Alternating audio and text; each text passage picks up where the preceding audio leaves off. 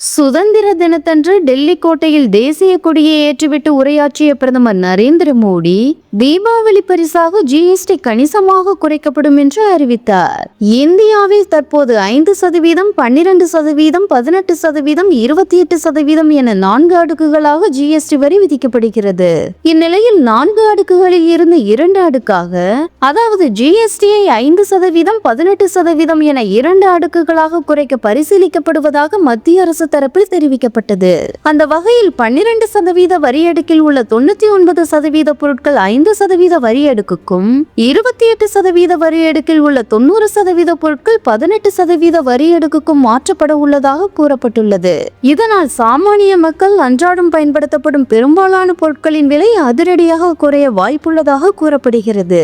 கடந்த மாதம் நடந்த கூட்டத்தில் மந்திரிகள் குழு ஜிஎஸ்டி வரி அடுக்கு குறைப்புக்கு ஒப்புதல் அளித்ததுடன் தங்களது பரிந்துரைகளை ஜிஎஸ்டி கவுன்சிலுக்கும் அனுப்பி வைத்தது. இந்நிலையில் டெல்லியில் மத்திய நிதி மந்திரி நிர்மலா சீதாராமன் தலைமையில் அனைத்து மாநில நிதி மந்திரிகளும் பங்கேற்கும் ஜிஎஸ்டி கவுன்சில் கூட்டம் இன்றும் நாளையும் நடைபெற உள்ளது. நிர்மலா சீதாராமன் தலைமையில் நடக்கும் இந்த கூட்டத்தில் ஜிஎஸ்டி வரி குறைப்பில் முக்கிய முடிவுகள் எடுக்கப்பட உள்ளதாக கூறப்பட்டுள்ளது. மின்சார வாகன பயன்பாட்டை ஊக்குவிக்கும் வகையில் மத்திய அரசு பல முயற்சிகளை எடுத்து வருகிறது.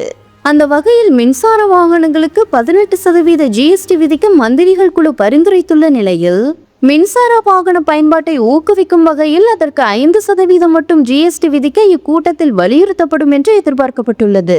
சாமானிய மக்கள் அன்றாடம் பயன்படுத்தும் நெய், தின்பண்டங்கள், குடிநீர், சில வகை காலணிகள், பென்சில், சைக்கிள், குடை, ஹேர்பின், ஆடைகள், மருந்துகள், மருத்துவ கருவிகள் உள்ளிட்ட பல பொருட்கள் மீதான வரி விதிப்பு 12% வரியில் இருந்து 5% மாற்றப்படும் என்று கூறப்பட்டுள்ளது.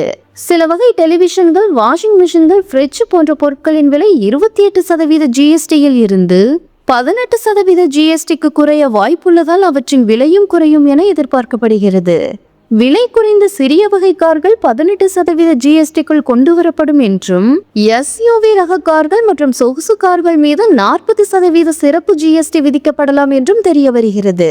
அதே நேரத்தில் புகையிலை, பான் மசாலா, சிகரெட் ஆகியவற்றை மீதும் அதிக அளவில், அதாவது 40% ஜிஎஸ்டி விதிக்கப்பட உள்ளதாக கூறப்படும் நிலையில் அவற்றின் விலையும் உயரும் என தெரிய வந்துள்ளது.